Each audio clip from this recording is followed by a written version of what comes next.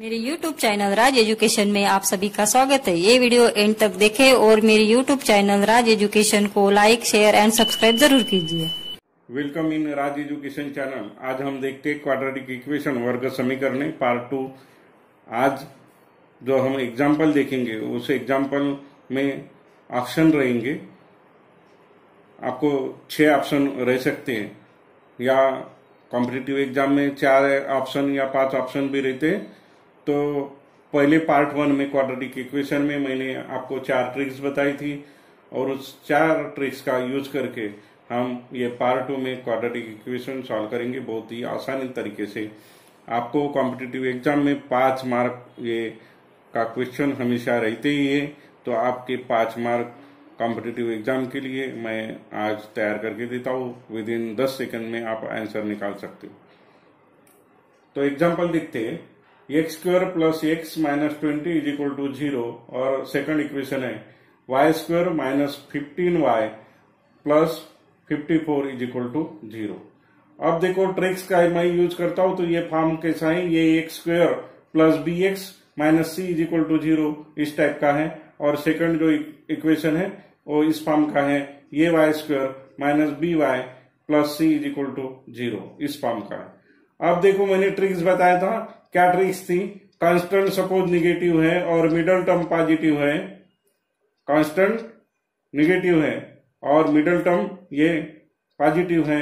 तब ये आपको ध्यान क्या देखना है कि माइनस कांस्टेंट जब भी है तो 2 डिफरेंट वैल्यू आएंगी और 2 डिफरेंट वैल्यू में एक पॉजिटिव और एक निगेटिव आएंगी। तो जो बड़ी वैल्यू रहे, मिडल टर्म क्या है, पॉजिटिव है, तो मिडल टर्म की वैल्यू जो रहेंगी निगेटिव रहेंगी और बड़ी रहेंगी। ये ट्रिक्स थी हमारी। दूसरी इधर देखो, ये y square minus b y plus c is equal to 0, constant suppose positive है और मिडल टर्म निगेटिव है, तो कांस्टेंट जब भी पॉजिटिव रहेगा 2 जो वैल्यू रहेंगी वो पॉजिटिव ही रहेंगी और मिडल टर्म के अपोजिट रहेंगे। साइन जो रहेगा वो अपोजिट रहेगा। तो साइन क्या है, सेम साइन वाला रहेगा, कांस्टेंट होने के कारण सेम साइन रहेगा। एक तो पॉजिटिव रहेगा, पॉजिटिव या नेगेटिव भी रह सकता है, या सपोज पॉजिटिव रहा तो नेगेटिव आंसर आएगा। लेकिन यहाँ पे माइनस है, माइनस साइन है, इसका मतलब क्या आएंगी, पॉजिटिव वैल्यू आएंगी। और तो ये ट्रिक्स का यूज करके हम सॉल्व करेंगे। तो क्या है, कांस्टेंट टर्म -20, मिडल टर्म क्या है 1x है, नहीं ये बोले तो 1x है, तो -20 की ऐसी वैल्यू देखो आप कि जिसका प्रोडक्ट -20 आना चाहिए और एडिशन आना चाहिए 1x, मतलब 1 आना चाहिए। तो क्या है, 5 और -4 इनका प्रोडक्ट आता है, मल्टीप्लीकेशन आता है, -20 होता है और एडिशन किए तो 5 - 4 यानी कितना आता है, 1 आता है। तो मैं ये मिडल टर्म के फैक्टर गिराऊंगा तो क्या हो जाएगा। अब यहीं से मैं आंसर देखता हूं तो आंसर क्या आना चाहिए मेरा, ये फैक्टर में ही आप ढूंढते हो तो आंसर डायरेक्ट आपको पता चलता है कि -5 और 4 आना चाहिए आंसर, क्योंकि जो कांस्टेंट टर्म है निगेटिव थी और मिडल टर्म पॉजिटिव है, तो ये क्या होगा, पॉजिटिव है तो निगेटिव वैल्यू आएंगी। बड़ी वाली जो टर्म है वो बड़ी वाली टर्म आएंगी निगेटिव और जो छोटी टर्म है मतलब 4 है वो आएगा पॉजिटिव। तो डायरेक्ट यहाँ से आप आंसर निकाल सकते हो। लेकिन मैं आपको एक सॉल्व करके देता हूँ क्या ट्रिक्स में। तो देखो 1x के मैं फैक्टर गिराता हूं तो x square plus 5x minus 4x minus 20 is equal to 0 होगा। और यहां से एक्स स्क्वायर और प्लस 5x से x कॉमन निकालो तो बचा क्या, x प्लस 5 बचा। यहां से -4x माइनस 20 से कॉमन निकालो, क्या कॉमन निकालता है, तो -4 कॉमन निकालता है। -4 कॉमन निकला तो क्या रहा, यहाँ पे x रहा और माइनस माइनस प्लस हो गया तो x प्लस 5 होगा। अब यहाँ पे दोनों ऑब्जर्व करते तो x प्लस 5 और कॉमन है तो ये कॉमन निकाला, तो कॉमन फैक्टर निकालेंगे तो बचा क्या, x प्लस 5 और दूसरा बचा है x minus 4 is equal to 0।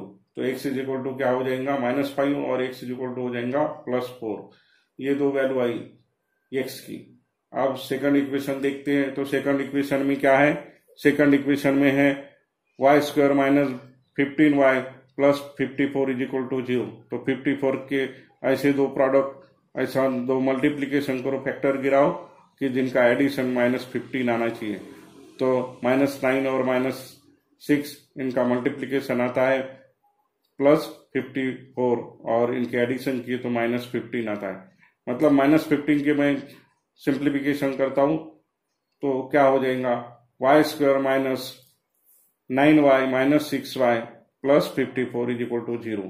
अब यहाँ पे y² -9y से y कॉमन निकालेंगे तो बचा क्या, y -9 बचा। यहाँ पे -6 कॉमन निकालेंगे तो इधर क्या हुआ, y -9 हुआ = 0।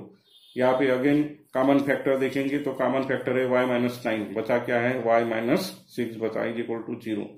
तो हुआ y -9 = 0 और y -6 = 0, मतलब y = 9 आया और y = 6 आया। अब दो वैल्यू आपको मिली है। x की वैल्यू, दो इक्वेशन है, वेरिएबल यहाँ पे x है तो x की वैल्यू 2 निकली, यहाँ पे y वेरिएबल है तो y की वैल्यू 2 निकली। अब इनको ऑब्जर्व करते हैं तो देखो पहली वैल्यू से ऑब्जर्व करना, तो यहाँ पे देखो x = -5 और ये y = 9 है। तो देखो -5 और 9 इसमें से कौन बड़ा है, तो 9 बड़ा है, मतलब -5 लेस देन है, मतलब x की वैल्यू क्या है, लेस देन पहली वैल्यू। सेकंड वैल्यू देखते हैं हम तो x = यहाँ पे 4 है, इधर सेकंड वैल्यू देखो y की तो क्या है, 6 है। यहाँ पर भी सेकंड जो वैल्यू है x की वैल्यू छोटी है, मतलब x इज लेस देन 6, मतलब 4 इज लेस देन 6, ऐसा हुआ। तो इसका मतलब यहाँ पे ये है x और ये क्या है, y है। तो आंसर ऑप्शन में आंसर देखेंगे तो बी ऑप्शन जो है x is less than y, मतलब y की वैल्यू बड़ी है देन द x, तो बी ऑप्शन हमारा आंसर होगा। सपोज आपको कॉम्प्लिकेशन आता है तो ये संख्या रेखा का यूज करके हम ऑब्जर्व करेंगे कि कौन सी वैल्यू बड़ी है। तो पॉजिटिव वैल्यू हमेशा ही क्या रहेंगे, बड़ी रहेंगे, और निगेटिव वैल्यू यहाँ पे 0 है तो 0 से स्टार्ट, 0 से नजदीक जो भी है वो वैल्यू बड़ी रहती है, और ज्यादा से दूर जाएंगे वैसे वैसे वैल्यू कम होती जाएंगी। तो इसका यूज कर सकते हैं। इस प्रॉब्लम में ज्यादा कुछ नहीं है तो इसका यूज नहीं है, लेकिन आप जब भी आपको कंफ्यूजन होता है तो इस तरीके से आप ट्रिक्स का यूज किए करके आप सॉल्व कर सकते हो। 6x - 2 / x = 1, यहाँ पे क्रॉस मल्टीप्लिकेशन होगा तो रिलेशन कैसा आएगा, 6x × x मतलब क्या होगा, 6x² - 2 / x है जो इधर आएगा तो ये हो जाएगा 6x² - 2 = x। अब x को इधर लेके आएंगे तो क्या होगा, माइनस होगा, और इक्वेशन बनेगा 6x² - x और -2 = 0। अब आपके पास देखो ये कांस्टेंट टर्म जो है, कांस्टेंट टर्म, और ये यहाँ पे जो x² की जो कोएफिशिएंट है वो है 6, तो क्रॉस मल्टीप्लिकेशन करना पड़ेगा, 6 × -2 हो जाएगा, मतलब कितना होगा, -12 होगा। अब -12 को मान के इसके फैक्टर निकालेंगे, और ऐसे फैक्टर निकालेंगे कि क्या होगा कि मिडिल टर्म जो है उसको स्प्लिट अप करेंगे तब -1 आना चाहिए, मतलब -4 और +3 इनका प्रोडक्ट -12 आना चाहिए, और एडिशन किए तो -1 आना चाहिए। अब इतना सारा ये मेथड है, हम 10वीं में ये मेथड यूज करते हैं, फैक्टराइजेशन मेथड, स्प्लिट अप करेंगे और वैल्यू निकालेंगे। मतलब कैसा होगा, 6x² - 4x + 3x - 2 = 0। यहाँ पे 6x² - 4x यहाँ से कॉमन निकालेंगे, 2x कॉमन निकलेगा तो बचेगा क्या, यहाँ पे 3x बचेगा, -2 बचेगा। फिर यहाँ पे 1 कॉमन निकालेंगे तो +1 इंटू क्या होगा, 3x - 2 होगा = 0। अब यहाँ पे कॉमन फैक्टर है 3x - 2 और यहाँ पे 3x - 2, उसको कॉमन निकालेंगे तो बचेगा हमारे पास दूसरा फैक्टर 2x + 1। तो क्या होगा, 3x - 2 इंटू 2x + 1 = 0 हुआ। तो 3x - 2 = 0, मतलब 3x = 2, मतलब x = 2 / 3, मतलब क्या आया, 0.67 आया। और इधर हुआ 2x + 1 = 0 है, तो ये बना 2x = -1, मतलब x = -1 / 2, मतलब x = -0.5, या इसे हम x = -0.50 भी कह सकते हैं। तो इस तरीके से हमारे दो फैक्टर मिले। अब मैं आपको एक ऐसी और ट्रिक्स बताता हूं कि उस ट्रिक्स का यूज करके आप क्या करेंगे, डायरेक्ट आंसर निकालेंगे। तो डायरेक्ट आंसर कैसा करेंगे, जो भी ये फैक्टर निकले जिनका हमने स्प्लिटअप में यूज किया, ये मैंने फैक्टर -12 के -4 और 3 निकाला। अब इसका अपोजिट साइन लेना और डिवाइड क्या करना, जो कोएफिशिएंट था एक्स स्क्वायर को, क्योंकि क्वाड्रेटिक इक्वेशन सॉल्व कर रहे हैं, इसका जो भी कोएफिशिएंट रहेगा उससे डिवाइड करना। क्या करना है, देखो ध्यान से, यहाँ पे -4 है तो इसका अपोजिट साइन क्या होगा, +4 होगा। +4 को जो भी कोएफिशिएंट रहेगा एक्स स्क्वायर का उस कोएफिशिएंट से डिवाइड करना, मतलब 4 डिवाइडेड बाय 6 करेंगे तो कितना होगा, 2 का भाग देंगे, 2 2 जा 4 और 2 3 जा 6, मतलब 2/3 होगा। 2/3 यानी क्या, 0.67 है। इधर देखो यहाँ पे क्या, यहाँ पे 3 है दूसरा फैक्टर, तो इसका अपोजिट साइन होगा -3 डिवाइडेड बाई एक्स स्क्वायर का कोएफिशिएंट से डिवाइड करो तो 6 है। -3 डिवाइडेड बाई 6 यानी क्या होगा, -1/2 होगा। 3 1 जा 3 और 3 2 जा 6, तो -1/2 यानी क्या होगा, x = -0.5 होगा। अब इतने सारे, आप कॉम्पिटिटिव एग्जाम में बैठते हो तो आपको 10 सेकंड के अंदर 20 सेकंड के अंदर आपको सॉल्व करना पड़ता है, तब इतनी सारी मेथड आपको काम में आने वाली नहीं है। तो आपको डायरेक्ट एक ट्रिक्स यूज करना। फैक्टर ये दो जो है यहाँ पे 1 नहीं है तो इससे क्या करना, कांस्टेंट वैल्यू के साथ मल्टीप्लाई करना, वो होगा आपका वैल्यू, उसका फैक्टर निकालना और उसके स्प्लिटअप वाली टर्म को याद रखते हुए उसको फैक्टर में साइन देना और फिर उसका अपोजिट साइन लेने का। अपोजिट साइन लेके मतलब ये जो भी फैक्टर की टर्म रहेंगे, -4 है तो मैंने 4 लिया, +4 लिया, तो डिवाइडेड बाय ये एक्स स्क्वायर का जो कोएफिशिएंट रहेगा उस टर्म से क्या करना, डिवाइड करना, तब आपकी ये वैल्यू निकलती है, आसानी से निकल सकती है। मैंने और ट्रिक्स बताई थी कि यहाँ पे कांस्टेंट माइनस है, मिडल टर्म माइनस है, तो फिर इसके फैक्टर क्या होंगे, ये माइनस है तो आएगा प्लस वाली वैल्यू आएंगी, बड़ी वाली वैल्यू आएंगी प्लस वाली, और दूसरी जो वैल्यू आएंगी वो आएंगे छोटे लेकिन नेगेटिव आएंगे, ये बताया था। तो उसका भी आप यूज कर सकते हो। नहीं आया तो सीधे सीधे इनका अपोजिट साइन लेने का और डिवाइडेड बाय एक्स स्क्वायर का कोएफिशिएंट करने का। अब दूसरा ये इक्वेशन है 25y² -1 = 0, तो -1 इधर लेके आया तो 1 हुआ, मतलब 25y² = 1 हुआ, तो y² क्या होगा, 1/25 होगा, y क्या होगा, ±1 / 5 होगा। अब इसके फैक्टर दोनों के लिए, ये प्लस आया और दूसरा माइनस आया, 1/5 यानी क्या होता है, 0.20 होता है, तो y = 0.2, अपन 2 लिखते हैं, लेकिन क्या है ये 20 है। और इधर भी दूसरा जो फैक्टर हुआ तो क्या बना, y = -0.2।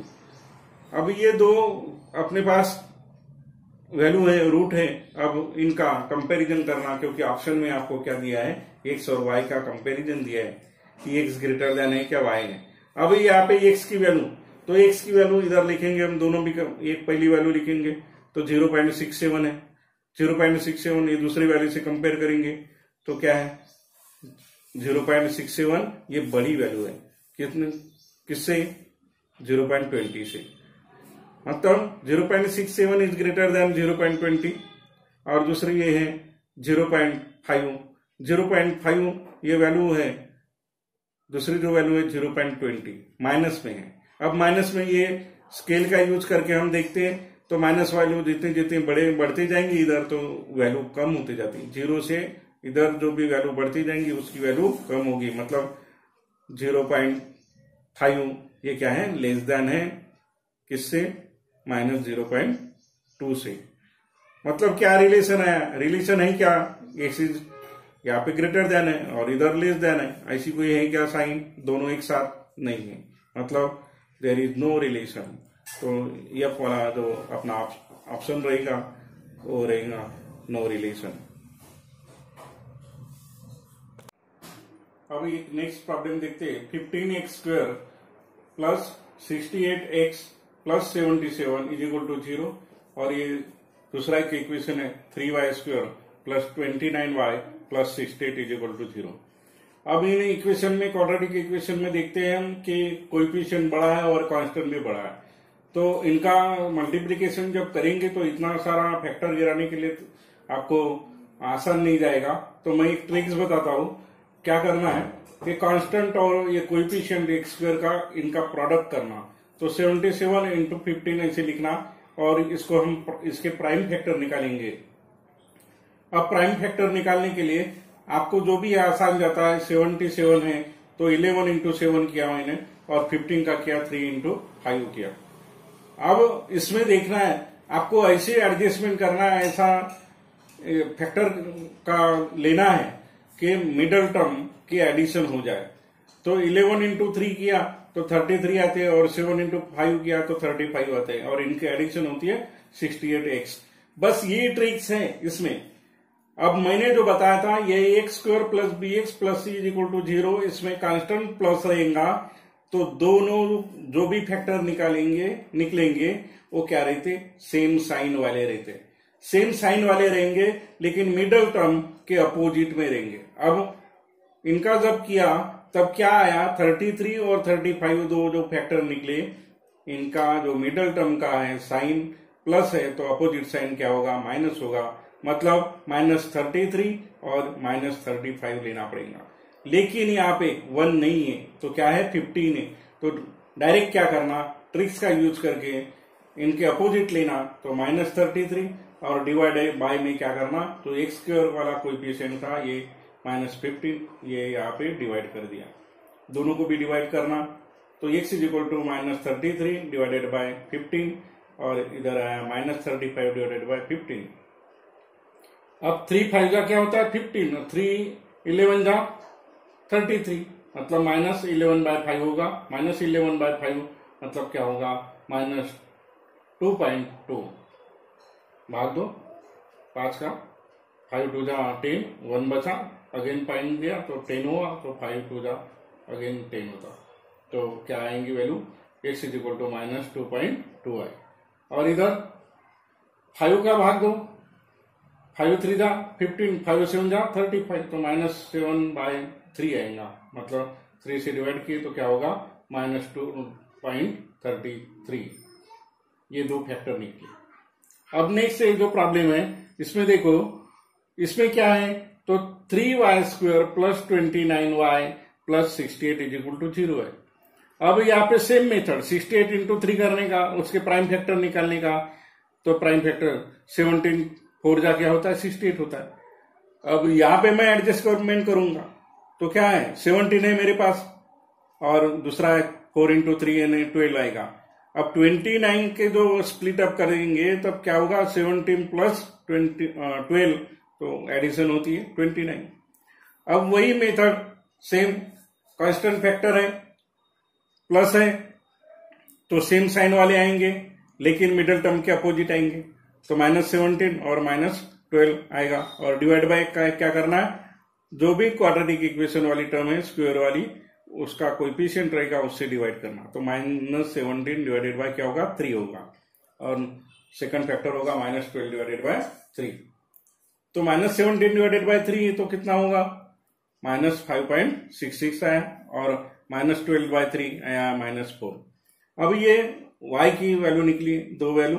अब x की वैल्यू और y की वैल्यू कंपेयर करते हैं। x की वैल्यू मैंने देखो यहाँ पे लिखा है -2.2 और -2.33।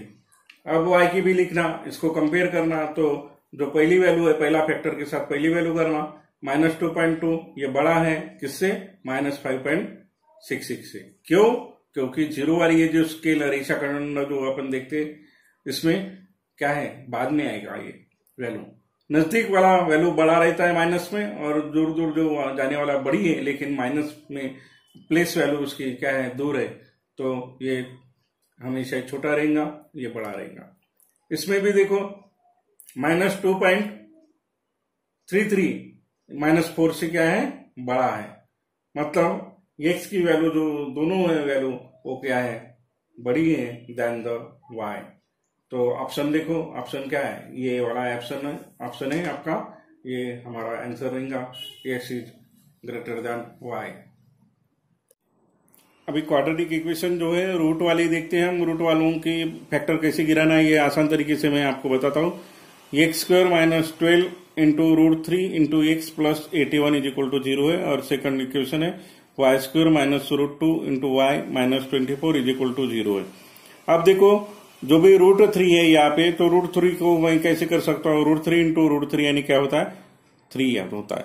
और रूट 2 के लिए रूट 2 इंटू रूट 2 क्या होता है 2 होता है।